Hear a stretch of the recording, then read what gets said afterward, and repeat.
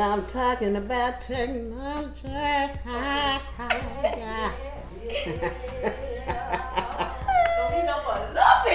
It's a black people sweating. Damn it.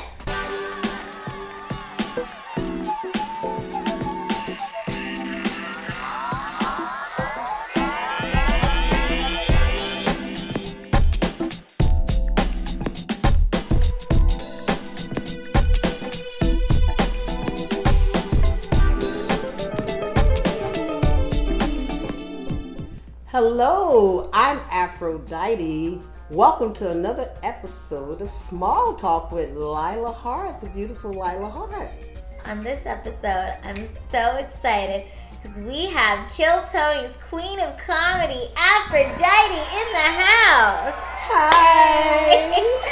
I'm so excited to finally have you sitting on this couch. I love Lila Hart. And look at us. Yeah, and we did not call each other. I have this crazy damn thing that I do. I'm always, dressing like other people for some reason at times. Scary. I usually see you every Monday night. Yes. Because we are there for Kill Tony. Kill Tony-aholics. Yes, you are a huge Tony Hinchcliffe fan. Oh, I love everybody at the show so much. Definitely starting with Tony. He has single-handedly made sure that I've been encouraged the whole way, being a senior comedian on the show. Mm-hmm. And asked me the first time to please come back, and I watched that recently. Please come back, Aphrodite.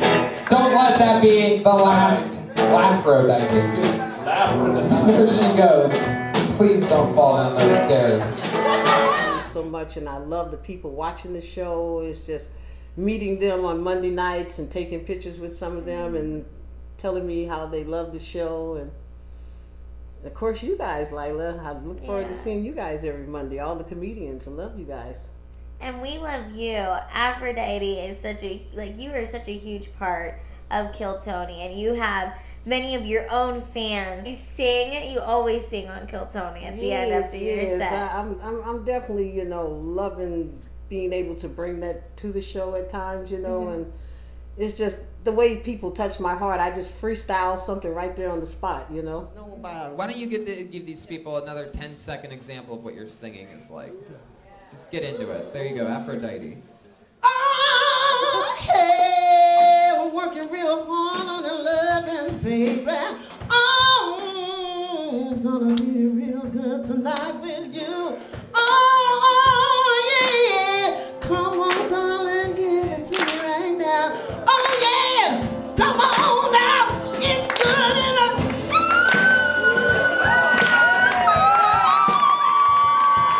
Wow. Aphrodite, ladies and gentlemen, there she goes. Aphrodite. Put your hands together for the great Aphrodite. Were you always into comedy? Yes. Acting a fool my entire life, okay? I got degrees in acting a fool, okay? Y'all don't know that about me. I'm educated, okay? What did you go to school for? Here in California, I went to Los Angeles City College. Actually started in Riverside, at Riverside City College. Got some credits there, and then came on to Los Angeles City College. I didn't really want a degree. I just wanted to learn some things, take some classes in California, being from St. Louis, Yeah. And I ended up getting the degree anyway. Television broadcasting, television production. I have a degree in broadcast production. Cool. Where'd you go? Washington State University. Go cool. High fives, girl. Hey. We educated. We educated. We don't know a damn thing, okay? And whatever we learn is useless, just like you're educated. You know what I'm saying? But you've always been like a performer. You've had to have been. Yeah, I'm unwanted in 50 states, okay? The police is one not to ever pick me up.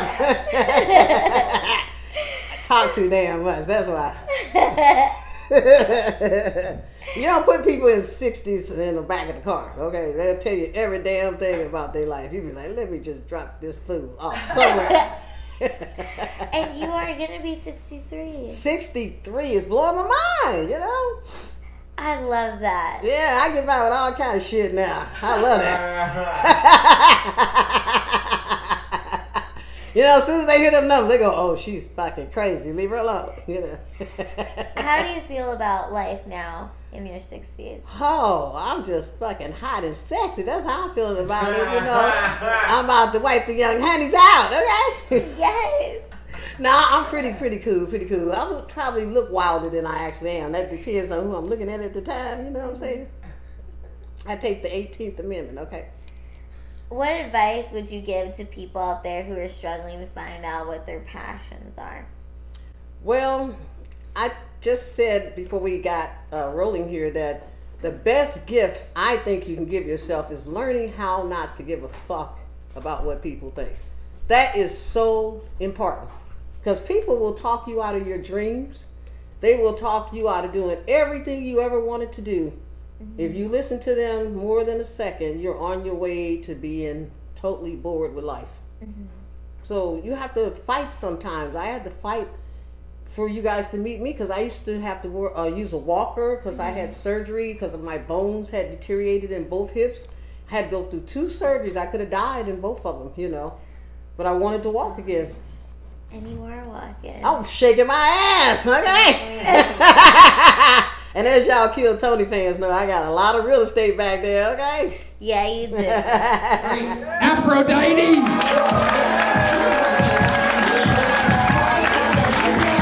Holy shit. Donald Trump, you might want to turn away.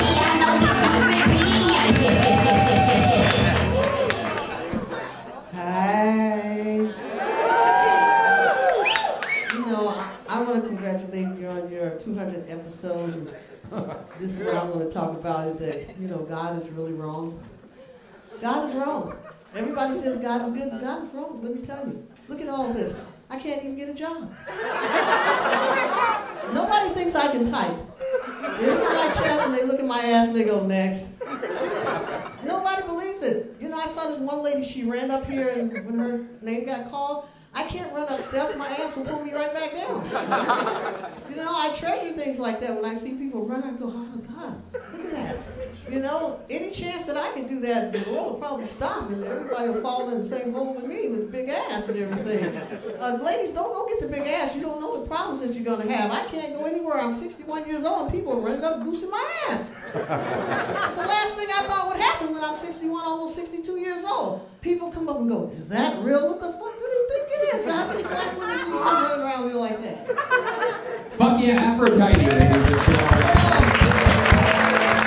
Your jokes were strong, and you took the stage, man. I love it. You really did. I love you too, baby. That's very Don't cool. pay some risk, sweetheart. Let's do it. Wait, oh shit, what's about to happen here? Oh my god. Oh wow.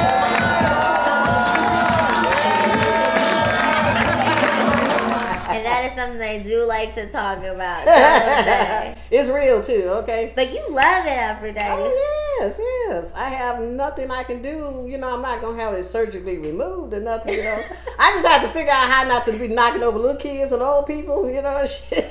Because I don't think I've cleared the area and I'm like smacking a little kid or old person in the face with my ass, you know. I'm like, I might need one of those beep, beep, you know, one of those things. Aphrodite, you bring so much light and positivity in every room that you enter. How do you have so much confidence? Well, I came up in a different time, being that I am in my 60s, you know, very black and white times in Missouri, you know, the black stayed on one side, the white stayed on one side, and then we got bused to schools, and they called us the lovely N-word and all that stuff. So we'd have to fight these little white kids, and then they would touch our afros, and we got cool, okay?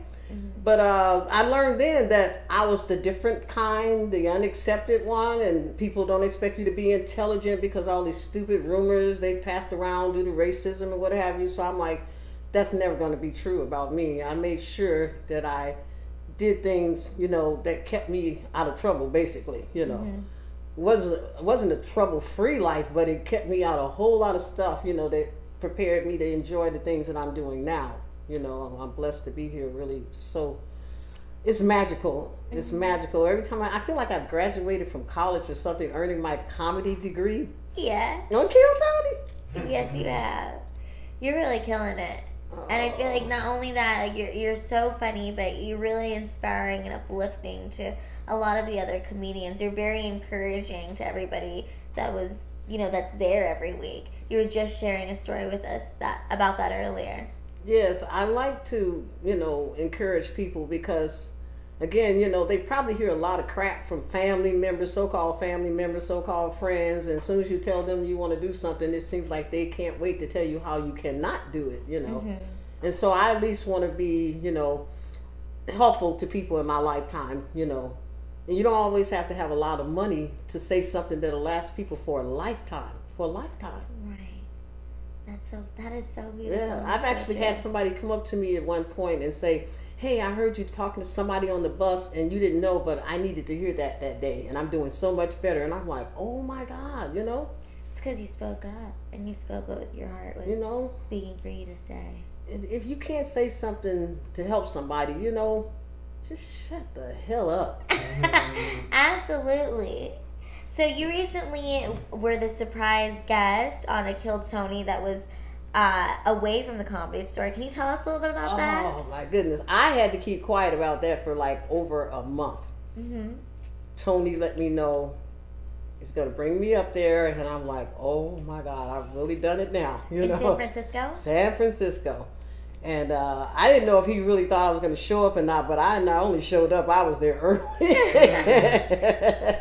I had to figure out where to hide out at because he didn't want people to see me. One guy did see me, and then I told him a little fantastic story because I'm really good at that. Okay? And so anyway, it was only one guy, and thank goodness he came because he was like up some steps, and I'm like, my ass weighed 250 pounds. What's the chances I'm going up the motherfucking steps, okay? He was pulling me back down. I could feel it. Because I wonder sometimes how people get on the stage so fast they kill Tony. Yeah. It finally occurred to me they ass don't weigh 250 pounds. That's how they get up the steps so damn fast. Okay, so if y'all see me going a little slow, that's what it is. My ass is bringing me right back down every time. You're carrying a lot. A lot. It's a whole lot of... My grandmother gave me this thing. My grandmother, my father's mother, she gave me this thing. She did. She had almost no breasts. But she had got a whole lot of ass. She had that Jedi booty. Woo! It jets out and jet back in. You know what I'm saying? Oh. Jedi booty. Y'all got that right. So when you went on stage, you got a standing ovation. Oh my goodness. It was so surreal. When Tony announced my name, people just literally flew out their seats. I watched the video when I got a chance to see it for the first time, and the vibe in that room was just heavenly. The love. I mean, in your lifetime, you don't have to get famous. I wouldn't say you got to do all that. But, if you live your life right and feel that kind of love, that's heaven right here on earth, as far as I'm concerned. All the hugs and the just everything, and then the funny stuff that happened with Red Band setting up the track wrong. And I got a chance to say a little funny stuff because originally I think I was just supposed to be singing. So anyway, it worked out. I got to say a couple little funny lines too, and then went into the San Francisco song. I left my heart in San Francisco, and it just really touched me that Tony picked that song, And before it's all over, I brought one more special treat for you. You know this young lady as an absolute legend on Kill Tony. She took a Greyhound bus to be here for this moment today. Ladies and gentlemen, for the first time ever on a road Kill Tony, I present to you the great and powerful Afrodyetes. Look at that shit. Holy shit. Holy shit. Look at the outline. Oh my God. By the way, this is the first ever standing ovation in Kill Tony history. Wow, a standing O. Yeah.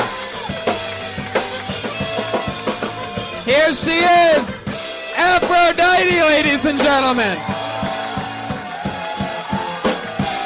What's up? What's up? I love you too. All right. I got something special for you today. Hello, how are you doing? It was a wonderful ride up here. Somebody shit on the bus. Made my day. But I got a special little song I want to do for you.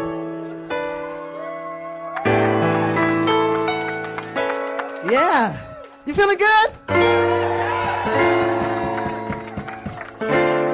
All right, in just a minute for you, San Francisco.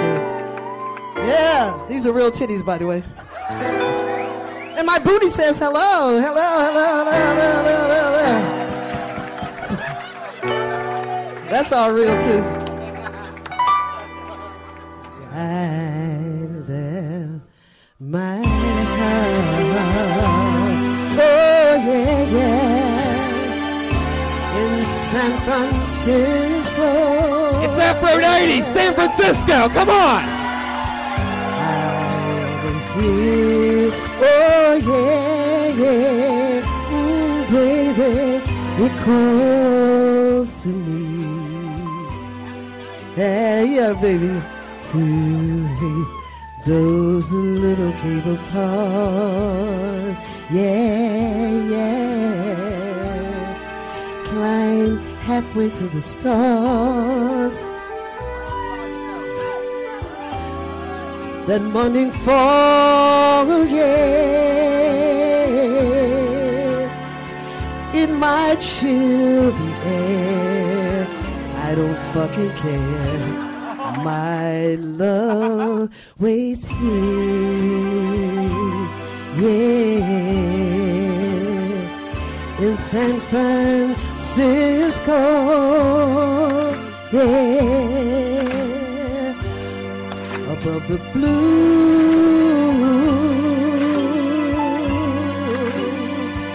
and windy sea.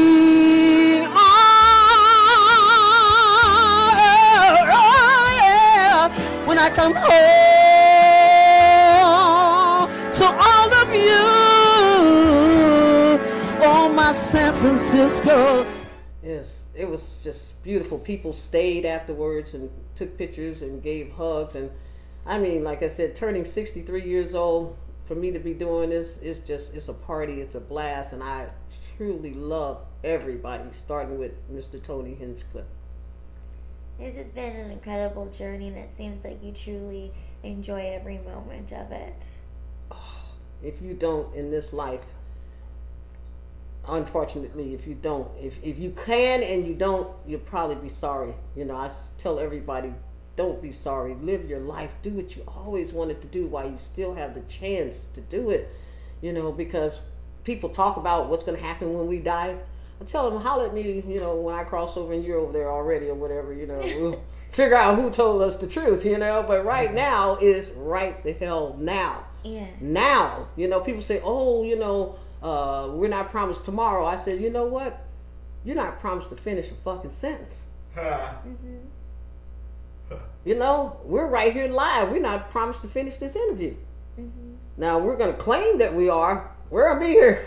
Damn it. I got to get to my 63rd birthday, and you got to get to your next birthday too, right? Mm-hmm. So we cool. We cool. Y'all cool too. We ain't going to let nobody go nowhere. Cool.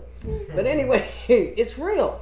You know, people talk about, oh, he died young. He was 87. Shut the fuck up. He was not young, okay? What the fuck is wrong with people?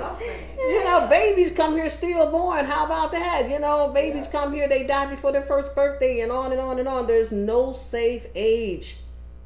Nobody is fucking safe. So if you live long enough to do anything you ever wanted to do, I beg you to do it. Because you don't know. You better do it like right now. If there's anything you can do today that you ever wanted to do it right now. Yeah. Do what makes you happy. You better, because we are responsible for our own happiness. I learned that in like high school. Mm-hmm. I'm like, what a concept. You're fucking responsible for your own ha-ha-ha's. Your own fucking ha-ha-ha's, okay? How do you feel when you're on stage and you sing or you entertain people and you know that you're living your purpose in that moment? I almost want to cry every time I come to the Comedy Store. I literally almost want to cry every time. It's like destiny is the word I like to use. You know, I just totally surrender to it. Sometimes it makes me look kind of stupid.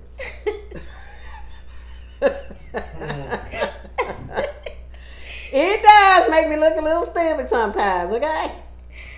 But I've learned to trust it.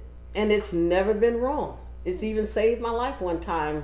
I've told this story so many times. I went to a friend's house, getting ready to leave out the door. I put my hand on the doorknob, and I literally heard a voice told me, do not go out the house at this time. And I was like, oh, well, okay. So I went back up, sat in my friend's bedroom. As soon as my butt hit her bed, shots rang out directly across the street from where she lived at. Which means this guy killed a woman across the street from where I was visiting with a sawed-off shotgun. The pellets probably would have hit me if I had ignored that voice and went on outside. And my house was only like 2 doors from where I was visiting. And I couldn't have even got 2 doors to my house. Yeah, that's strong. So ever since that happened, I've learned to listen. Because we all hear it and we'll say later on, oh, my mind told me not to do that. Damn it, why didn't I listen? That's the voice I'm talking about.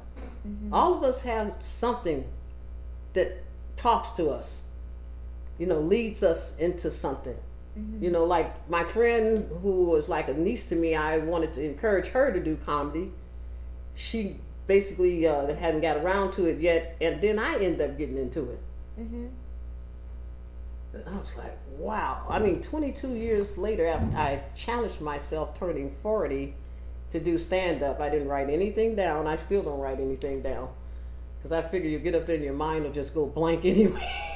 So, what the hell? Right. I love your attitude so much. I love yours. You are amazing. You are fucking amazing. You are beautiful and amazing. Oh, you are. You encourage me. You excite me when I see you go up on the stage like that. And you know, when I became disabled and couldn't walk without a walker, I never not had respect for disabled people, but I have even more respect for them to get up and go out of the house. It takes so much just to take a bath and get your clothes on and, you know, go out the door. And then people have said stupid stuff to me when I used to be walking with a walker. You know, they would ask me all kind of stupid questions. I'm like, how about hello, motherfucker? Since I don't know you, you fucking shithead. I love cuss words. I love fuck. Fuck is the most beautiful word. Fucking and fuck you. And I, of course, forgive people. I don't forgive anybody. I forgive people. Oh, goodness. You know, I love what you said about that because I had to use a walker for a little bit. I've had my fair share of surgeries and, you know, I have spina bifida, so technically I'm disabled. I feel like it's helped me develop this level of empathy towards people. I can really be in the moment, try to put myself in another person's shoes, especially when they're telling a story. And I feel like that's definitely helped me in my stand-up career as well. Yeah, it really has helped me a lot. You know, I'm comical even when I'm not thinking I'm comical. Like the whole time I was using the walker, I wore high heel shoes. You wanted to look sexy in the walker.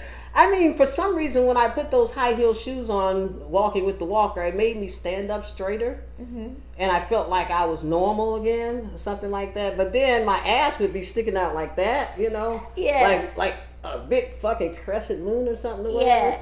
Yeah. And people would be looking like, what the fuck is that? And one day I was walking by, you know, the glass on one of those stores or buildings or something. And the front part of me had made it to one part of glass, and my ass was still in the frame of another glass. I'm like, is that what the fuck I look like to people? So I learned to laugh at myself because otherwise I would cry because people would see me sometimes and ask me, did you fall down? You know, that have known me. What happened, Aphrodite? I'm like, oh, God, you know. So to get to this today with you from going through all of that, and then I went through being homeless.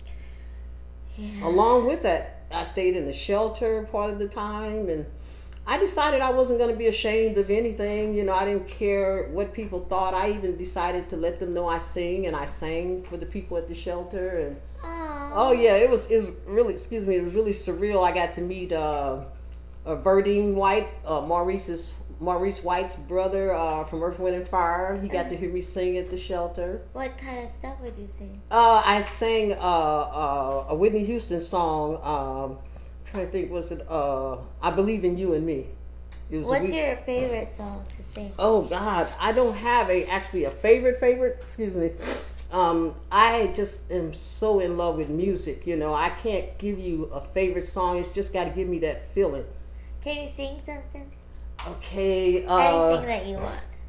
I love this song that, excuse me, trying to make sure I don't end up showing my famous red teeth with lipstick on it on the show, okay? But I just been vibing on this song, so I'll sing a little bit of it. It's an old school Burt Bacharach tune, and it's gorgeous. It's called The Look of Love. So let me get my pitch, because I wasn't expecting to sing this. I'm excited. Thank you so much. Okay, we'll try this. The look of love is in your eyes. A look that even your heart can never disguise. Oh, the look of love is saying so much more than words can ever say. Oh, and in my heart you'll know that it takes my breath away. I can hardly wait to hold you, feel my arms around you. How long I have waited just to hold you. Now that I have found you,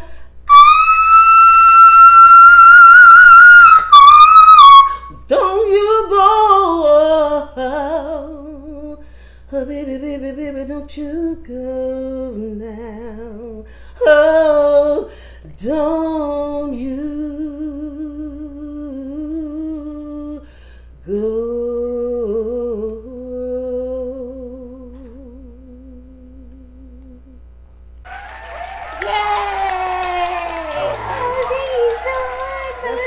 Because see, that's how you make me feel. I sing on feelings. I'm old school. We sing from the heart, from the feelings, from the relationships, from the twists and the turns, you know, from the struggle, you know, just definitely wasn't going to catch none of us lip syncing. They ain't play that. Especially in St. Louis, black people, they don't play. They don't play. You better not come up in the hood with no auto-tune.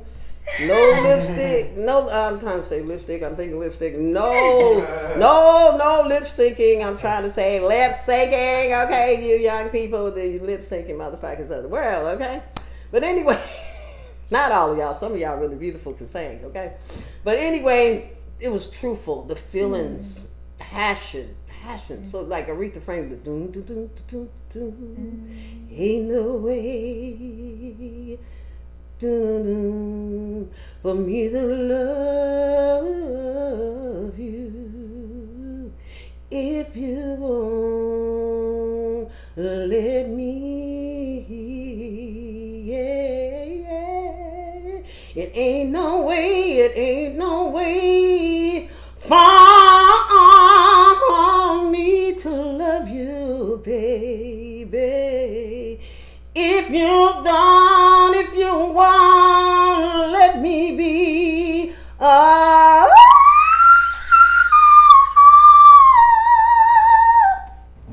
Yes.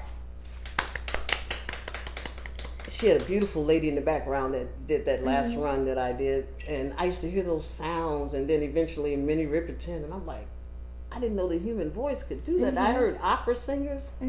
But I've never heard the lines that Minnie Riperton would sing outside of something like opera, where I thought they would go to maybe the highest notes. And then all these beautiful people of the 70s, Chaka Khan, you know, Gladys Knight, oh my goodness, Earth, Wind and Fire, you know, Teddy Pendergrass, you know, Barry White, Isaac Hayes, you know, the Jackson 5, you know, just the Commodores, you know, the Isley Brothers, you know, and then people had, you know, really a groove thing going back then. You know, it's different now. You know, they got a lot of staccato stuff, you know, a lot of, vocals like that and stuff, but they had more of a groove, like with the Isley Brothers. You hip to the Isley Brothers?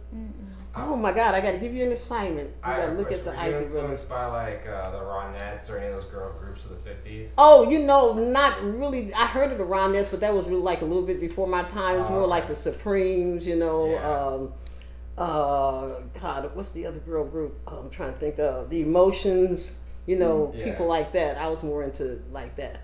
Oh, that's cool. Yeah, because I heard of that, like, it was like long after I was, a teenager, but it was more those kind of groups that I named that you would see, like Smokey Robinson and the Miracles, stuff like that. I play her a lot of those. Yeah. Where can people find you? I'm on Instagram at AFRODYETE 6325. That's AFRODYETE 6325 on Instagram. And on Facebook, I'm at AFRODYETE space last name Love. No underscore, just Aphrodite Love.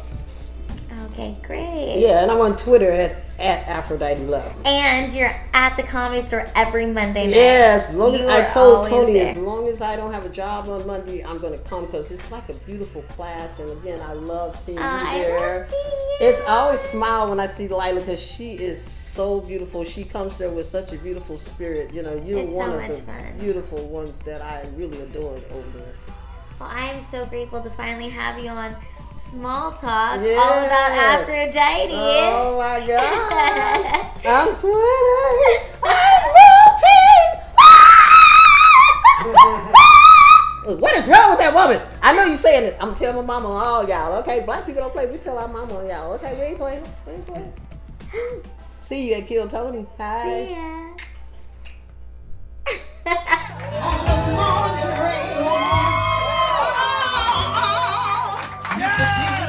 So inspired, yeah. And when I knew I had to face another day, oh, it made me feel so tired. The other day I met you, baby, life was so unkind. Your love the key to my peace of mind, and you made me feel, you made me feel like a natural woman. Oh, when my soul was in the lost and found, Lord, you came along to claim it, yeah. See, I didn't know what was wrong with me, till your sweet chocolate kiss helped me